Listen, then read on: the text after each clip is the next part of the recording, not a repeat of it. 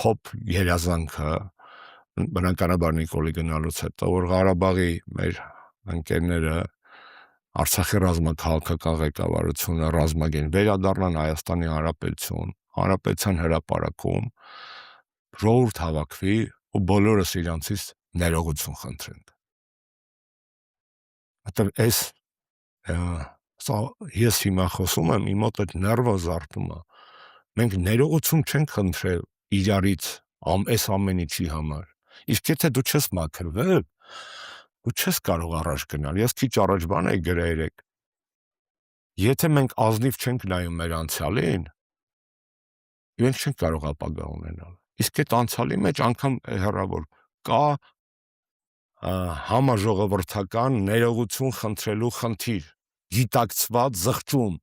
եռաբլուրի առջև, արցախցիների առջև տեղահանված, եկեղեցու առջև, մեր ռազմաքաղաքական ղեկավարության էլիտայի առջև, իրանք էլիտա են։ Մենք այդ ներողության խնդիրը ունենք, ազգովի ունենք,